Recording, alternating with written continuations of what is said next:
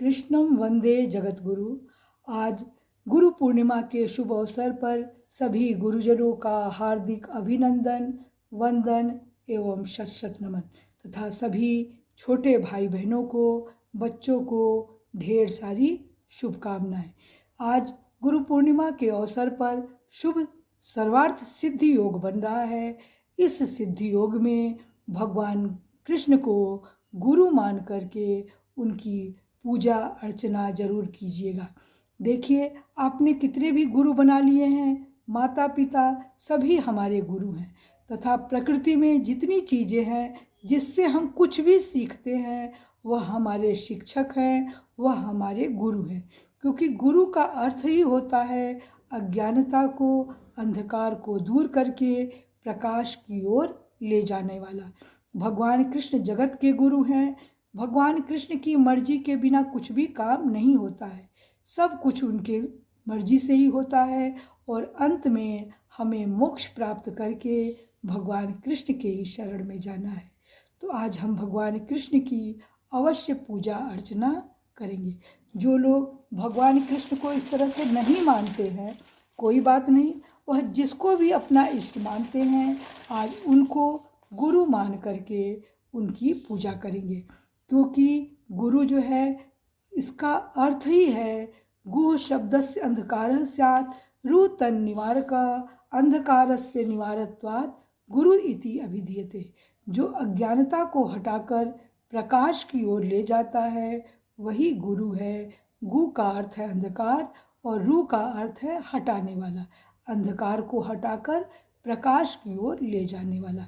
भगवान शंकर भी एक बार त्रेता युग में शिक्षा प्राप्त करने के लिए कुंभज ऋषि यानी अगस्त्य मुनि के पास गए थे।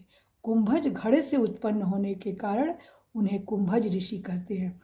गुरु बिन भवनिधि तरहि न कोई, एक समय त्रेता युग माही, शंभु गए कुंभज ऋषि पाही। गुरु की महिमा का जितना भी वर्णन कर दिया जाए, यदि सागर को स्याही बना दिया जाए और सुमेरु पर्वत को कलम बना दिया जाए तो भी गुरु की महिमा को लिखा नहीं जा सकता है। तो आज इस शुभ अवसर पर, गुरु पूर्णिमा के अवसर पर भगवान कृष्ण को गुरु मानते हुए, आपके जो भी गुरु हैं उनको मन में श्रद्धा रखते हुए, उन पर विश्वास रखते हुए आप एक काम अवश्य कीजिएगा, एक माला ले लीजिएगा। अगर माला नहीं हो तो उंगलियों पर 108 बार ओम नमो भगवते वासुदेवाय का जाप कीजिएगा। यदि यह जाप नहीं कर पाएँ तो हरे कृष्ण कृष्ण कृष्ण हरे हरे, हरे राम राम राम हरे हरे, इसका एक माला जप कर लीजिएगा। क्योंकि भगवान कृष्ण ही राम हैं, राम ही कृष्ण हैं, वही हमारे सभी दुखों को दूर करने वाले हैं। और यदि गाय का दूध मिल सके तो बहुत ही अच्छा, यदि नहीं मिले तो कोई भी आप दूध ले लीजिए और उसमें जिस चीज़ का मन हो, चावल का, साबूदाने का, मखाने का, जो चीज़ आपके पास आसानी से मिल जाए उसका खीर बनाइएगा। उस खीर को 2 भाग में कर दीजिएगा। आधा भाग, चाहे एक ही कटोरी खीर बनाइए, आधा भाग भगवान कृष्ण को भोग लगाइए और आधे भाग को 4 भागों में बांटिए। एक भाग आप गाय को खिलाइए, जहाँ गाय नहीं हो पक्षियों को डाल दीजिए।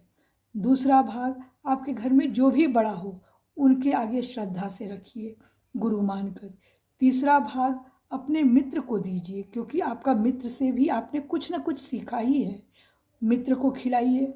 और चौथा भाग आप जब रात को चंद्रमा निकलता है तो आप चंद्रमा के आगे भोग स्वरूप रख दीजिए, क्योंकि चंद्रमा में शीतलता होती है और पूर्णिमा के चंद्रमा में प्रकाश होता है। तो आपके जीवन में प्रकाश आए, आपका यश चारों दिशाओं में फैले और जो शीतलता है चंद्रमा में वह आपके जीवन में बनी रहे। तो इस सर्वार्थ सिद्धि योग में यह काम अवश्य कीजिएगा।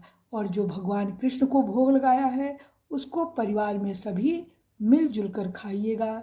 देखिएगा आपके घर से सारी परेशानी दूर होगी, घर में सुख शांति समृद्धि बना रहेगा और सर्वार्थ सिद्धि योग में आपकी सारी मनोकामनाएं पूरी होगी। आप यह उपाय एक बार करके अवश्य देखिए। धन्यवाद।